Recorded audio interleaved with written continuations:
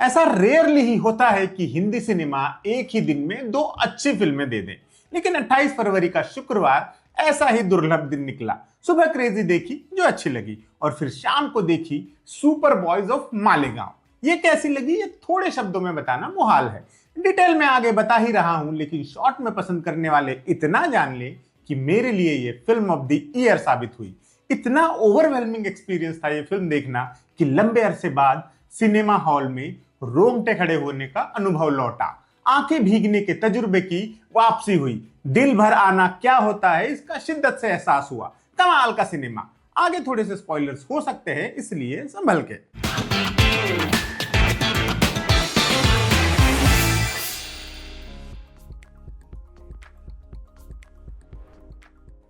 Super boys of Malegaon कहानी है कुछ सिरफिरे लोगों की जो सिनेमा जीते हैं, जिनकी पहुंच सिनेमा की चमकीली दुनिया तक नहीं हो सकी, तो वो सिनेमा को अपने घर ही ले आए और उसे अपने अंदाज में सजाया संवारा। मुंबई से कोई 250 किलोमीटर दूर की दूरी पर मालेगांव में कुछ लड़के हैं, नासिर, फरोग, शफीक, अकरम, अलीम, निहाल। नासिर सिनेमा को समझता है, उसे पता है कि ब्रूस ली मरा नहीं है, कलाकार कभी नहीं मरते। जब मुंबई जाकर कुछ बड़ा करना कुवत के बाहर का सपना साबित होता है, तो वो अपने दोस्तों के साथ मालेगांव में ही पैरोडी सिनेमा बनाने लगता है। शुरुआत होती है शोले से और फिर जन्म होता है एक नई इंडस्ट्री का, हाइपर लोकल सिनेमा, जहां एक्टर फाइनेंसर भी है, राइटर स्पॉट बॉय भी है और डायरेक्टर सिनेमा हॉल ओनर भी है। लेकिन सुपर बॉयज ऑफ मालेगांव सिर्फ इतनी कहानी नहीं कहती कि कुछ सिनेमा प्रेमियों ने फिल्में बनाने का अपना सपना पूरा करने की जंग लड़ी। वो इससे आगे बढ़ती है, उन लोगों की जिंदगियों में झांकती है, उनके डर, frustrations, insecurities, heartbreaks, trauma और यूफोरिया सब खोल कर रख देती है, इतनी सफाई से कि ये सिर्फ उन चंद लोगों की कहानी नहीं रह जाती, हम सब की कहानी बन जाती है जो इन्हीं सब चीजों से रोजाना जूझते हैं और कुछ बड़ा करना चाहते हैं। साथ ही अपनी अपनी फिल्म के हीरो तो होते ही हैं।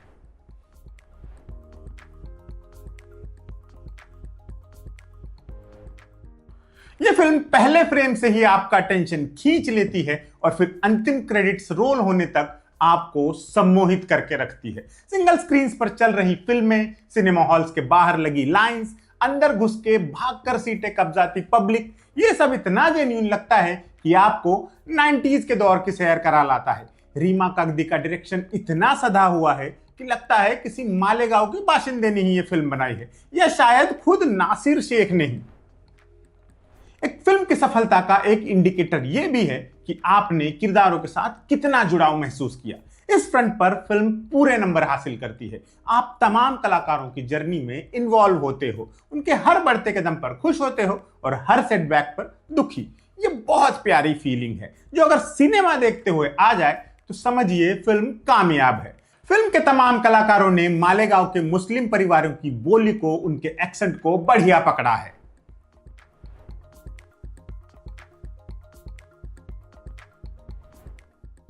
फिल्म के कास्टिंग डिपार्टमेंट को तो 21 तोपों की सलामी बनती है।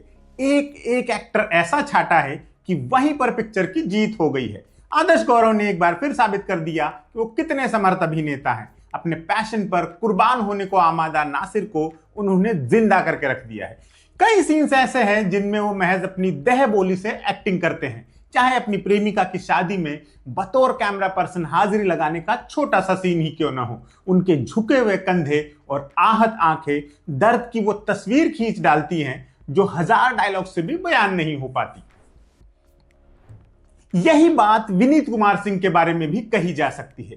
ओरिजिनलिटी को सेक्रेड मानने वाला कलमकार फरोग विपरीत हालात में भी नैतिकता बचाए रखने का पक्षधर है। उसके स्तरीय काम की होने वाली अनदेखी से वो दुखी तो है, लेकिन पतन की राह पर जाने को तैयार नहीं है। जब अदीब बेटे को पिता ही अजीब बोल दे तो उस तकलीफ को आप विनीत कुमार के चेहरे पर बोल्ड लेटर्स में पढ़ सकते हैं। एक सीन में फरोग नासिर से चिल्ला कर कहता है कि राइटर बाप होता है। आप सब समझ जाते हैं कि यह बात सिर्फ नासिर से नहीं कही गई है, फरोग ये बात तमाम दुनिया से कहना चाहता है। नासिर से खफा रहने वाला फरोग किन्हीं और हालात में मायूसी की तरफ बढ़ रहे नासिर से कहता है, हिंदुस्तानी सिनेमा के इतिहास में तूने एक पन्ना मालेगांव का जोड़ दिया, वो मिटेगा नहीं मेरी जान, तू कमाल है। बज़ाहिर इस डायलॉग में कुछ भी ड्रामेटिक नहीं है, लेकिन विनीत और आदर्श आपको रुला देते हैं। शशांक अरोड़ा भी इसी लीग में आते हैं। हमेशा बैक सीट पर बैठा हुआ शफीक जो हर हाल में नासिर के साथ है, उसका पूरा सपोर्ट सिस्टम है, और जब उसकी फ्रंट सीट पर आने की बारी आती है तो वो यूं पोस्टर फाड़ कर निकलता है जैसे सदियों से इस पिक्चर का हीरो वो ही हो। फिल्म की तीनों ही महिला एक्ट्रेस ने अपने किरदारों के साथ पूरा इंसाफ किया है। नासिर की सपोर्टिव पत्नी शबीना के रोल में मुस्कान जाफरी ने कुछ बेहद हार्ट वार्मिंग मोमेंट्स दिए हैं। तृप्ति का रोल करने वाली एक्ट्रेस मंजरी पुपाला ने धमाल परफॉर्मेंस दी है। मल्लिका के रोल में रिद्धि कुमार ने भी बढ़िया काम किया। अपनी शादी से पहले नासिर से मिलने आई मल्लिका एक छोटा सा लेकिन प्रभावशाली इमोशनल सीन देकर फिल्म की ओवरऑल रिचनेस में और भी इजाफा करती है। बाकी एक्ट्रेस भी बाकमाल रहे। अनुज सिंह दुहन, पल्लव सिंह, साकिब अय्यूब, ज्ञानेंद्र त्रिपाठी और बाकी सब ने बहुत उम्दा काम किया है, बहुत ही उम्दा काम किया है।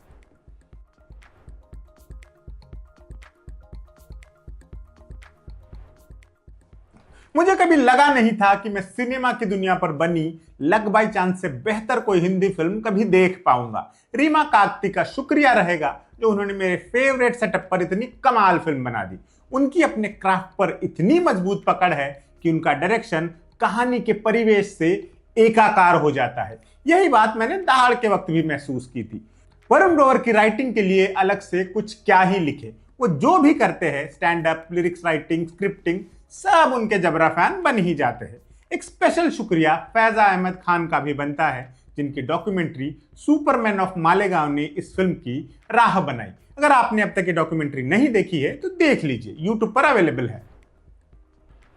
कुल मिलाकर super boys of Malegaon cinema के नाम लिखा एक बेहद इंपैक्टफुल लव लेटर है। अगर आपको सिनेमा नाम की जादुई विधा से इश्क है तो ये फिल्म आपके साथ हमेशा हमेशा रहेगी। हिंदी सिनेमा अगर ऐसी फिल्में देता रहे तो फिर शिकायत ही क्या है।